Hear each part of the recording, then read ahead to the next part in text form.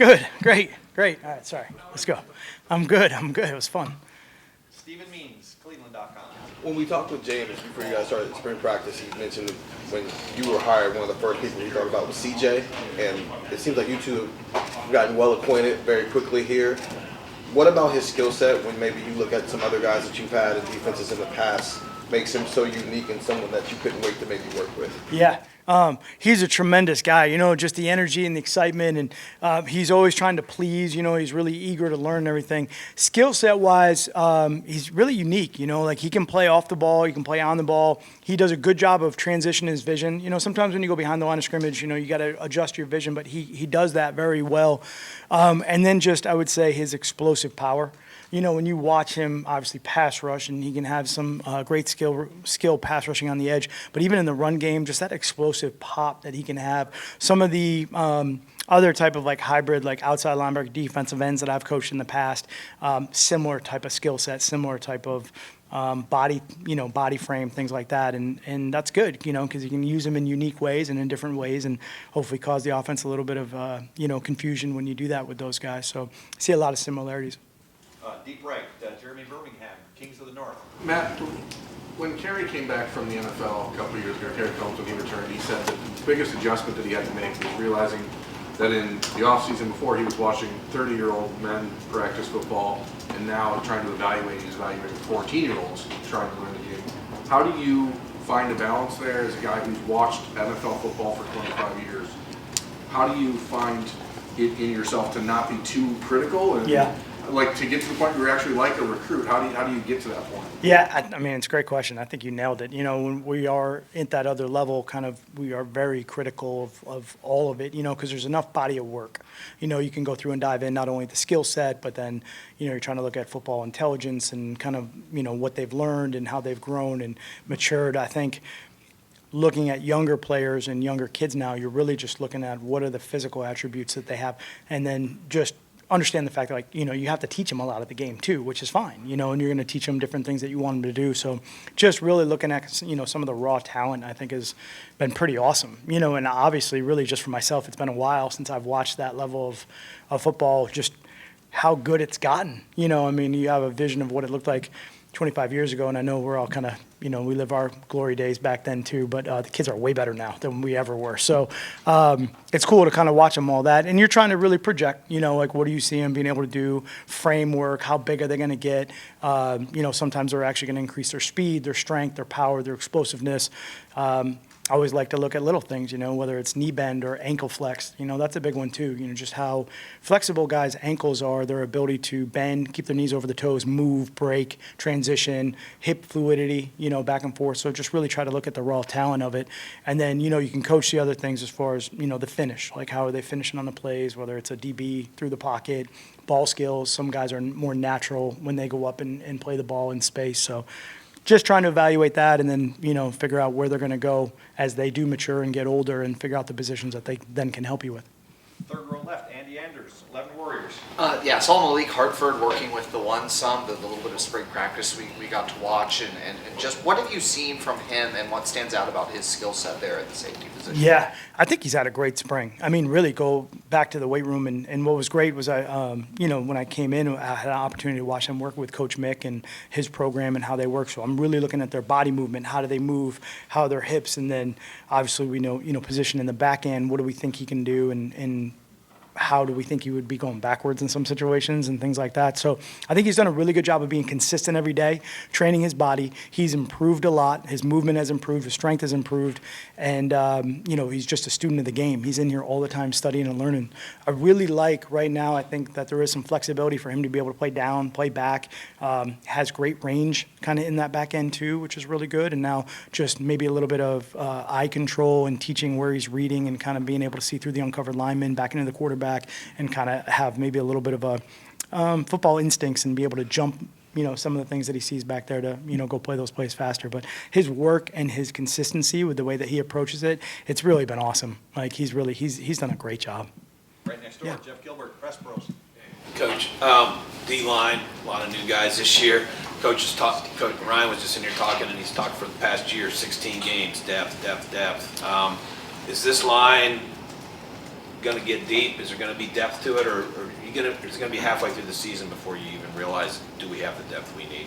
How are you seeing that? Yeah, that's a good question too, with just obviously my newness to the, the college schedule. But, I'm used to kind of those 16-game seasons, and the longer seasons. So I do think that depth is critical. And just finding out exactly what roles those guys can play within the defensive line. So having some flexibility to be able to move guys around. And even when another guy comes in, understanding what his skill set is, and maybe that changes something structurally, that you do to be able to try to fit what his skill set is a little bit better, so that you can pull off some of those reps off the other guys to, have better longevity through the season. So I think that's really important. I think it's important early. I think it's important now too, to see that what they can do, so we can figure out what they do well and then make sure they're in those positions. I think you can have depth, but sometimes if you get guys out of position, they might be a good player, but if they're not in the right position, then it doesn't look as good. And I think that's our job as coaches, to try to figure that out, exactly what that is, so that when we do get in midway through the season and we need different guys in different spots, we're like, no, remember, this guy is really good here. Let's structurally maybe do this instead this week, or, for this game, or whatever it might be, so that we do continually have that depth. Over to the right, Adam King, WBNS. Every coach has a different process of how they kind of work their way into a new place. What has it been like for you? How have you approached meeting these guys, implementing who you are as a defensive coordinator? Yeah. It's obviously awesome just to be able to come here. I have such respect for Ohio State and obviously a great year last year, and Coach Day and the program and the culture that he's built. I'm a big fan, been a big fan for a long time. We come here all the time when you're at the next level and you're grabbing a lot of really good players out of this school, so you're very familiar with that. I think for me, I'm just, like I said maybe before, like I'm just excited. I just want to teach and I want to mentor, but really right now I've got to learn. I got to listen, I've got to learn, I got to try to, understand what all the great coaches that are here, what they're doing fundamentally, and then things that we did last year structurally that are really good, and, implement all that as we go forward, and just try to do the best job I can to teach. I think that's my job right now, is that with what we're doing, and when I see it, be able to teach it and get it across to the players and the coaches. But, right now I feel like I'm the student. I'm just kind of learning and trying to take in as much as I can. And then really trying to learn the kids, trying to learn, their backgrounds and where they're from, and what do they want. I think that's really important, so that I can be that mentor and that teacher and help them, along whatever path that is for them, and constantly try to encourage them to, to do all that stuff that they have to do every day and be consistent with it. Deep right, Nick Walker, Letterman Row. Matt, this is the first time we've talked to you since the contact period opened up for recruiting. You can't get into specifics with guys, but what's it been like to actually meet with recruits, have them on campus, get to kind of shake their hands, and what have you taken away from that? Yeah. Yeah, it's been a little while for me on that deal. So it's really cool. The whole thing is like completely changed, right? I think there's so much coming at these guys so fast. I kind of feel for them sometimes, and I think for me, my approach is just, I'm trying to be as direct as I can and as honest with them as I can, and, just help them evaluate what I see and how do they get better, and then, visions for us going forward and how we would be able to implement that. But I really do enjoy sitting down, right now in the initial phases. I think a lot of them, because they have been, they've been recruited by Ohio State for a while. So a lot of that process is just getting to know my story a little bit and getting to know me. But at the same time, understanding and learning the player and learning the kid and what he's been through, and what kind of his journey a little bit is important, in the family and all of that. And it's just kind of building that relationship. I think that's the coolest part right now. And again, like college is great, mentoring young men, but then to then project that into the high school level. Like I said, my parents are teachers, and my dad, he did that a lot too. So just trying to keep his voice in my head a little bit, and understanding these are young kids, and really, again, like I said, there's just a lot coming at them, I think. So listening is really important, and then, just building that relationship with them. Jimmy Watkins, Cleveland.com. Matt, the layman might see a guy with your NFL resume jump into college and say, well, that's a backward career move. Why don't you see it that way? Yeah.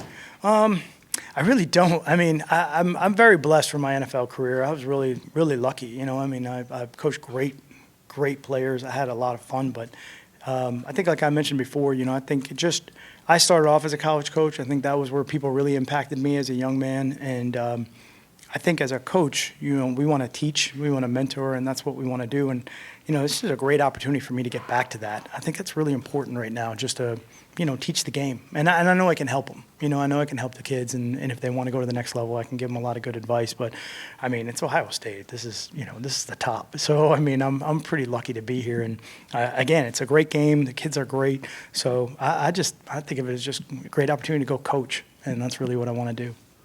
Joe Reedy, Associated Press. Matt, you've got experience with New England of winning a championship, but then 2 months later quickly having to go back to work. Just with spring ball here, what's the biggest thing, just knowing it's a long season and being back in that short amount of time? Yeah, I would say that's a really good point. I would say in my previous experience, I think one of the biggest things to try to always get everybody to understand is the urgency which you need to come back at. And we would always say it, we're just behind.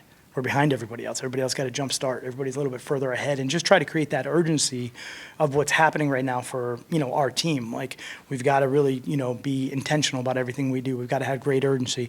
We've got to rest. We got to recover. We got to do everything from, the body, but just that mindset of like, it's going to happen fast. Like, the off season is going to be shorter. We're going to be back in it before you know it. And, we can't make up that time. So how do we, if we have the mentality a little bit like we're behind everybody else, how do we catch up? What do we do? And that's that consistency and that urgency, I think, is a big part of it. And, I always tell the guys too, when you reach the top of that mountain, and this, Ohio State's always had a big target, but like there's a huge target on who you are, and everybody now is going to spend the offseason studying every facet of what you do. So you have 6 months, that team is going to be studying you during the offseason. So even if you don't play that team till middle of the season, okay, we've got 4 days to get ready for them. They've spent 6 months getting ready for us. So that urgency has to go up to understand, like, we've got to catch up to where they are kind of in the reverse study. Austin Ward, podcast. Now, you were talking going into camp about the multiplicity of the schemes and how you can adapt over time. How much of that relies on the nickel position, and how many guys could you consider on this roster to play that? Yeah. I think multiplicity comes in a couple different ways. Nickel is huge, big nickel. If you have some of those body types, safety position in my past, has always been one of those positions that's been fun to kind of move around and put in different spots, especially when you have guys with a big skill range that play that position, because I think it makes it really hard for the offense, kind of what exactly is the defense in right now and what can they do out of it. So I do like the flexibility of the nickel and the big nickel position. I think the linebackers are really, critical in that too. Guys that can play on the ball, off the ball, and get into different structures that way is fun, to kind of put pressure on the offense. I think, here, the defensive backs just specifically, you're talking about the nickel, like it's a great room. There's a lot of depth there. So in that situation, I'm like, okay, let's get as many guys as we can in different roles to be able to go out there and play and keep it moving on the offense, try to make them figure out like, hey, somebody else is coming in. Is this a different package? Is it a different structure? Like, is this going to be something new? I'm not really sure what this looks like, and hopefully we stay ahead of them before they figure it out. But I think the room's great. Tim, they do a great job. Matt, they do a great job back there of training those guys and bringing them in. And, they're big, they're long, they can run. I mean, if you like defensive football, those guys are great to watch back there. It's fun. That time, just a couple more. Bill Rabinowitz, Columbus Dispatch. You're coming from the NFL, so your perspective is probably skewed a little bit, coaching college players, and this team lost all but 3 starters. Yeah. I mean, how much do you have a feel for how good this defense can be, and what its identity can be, or is it just too early? Yeah.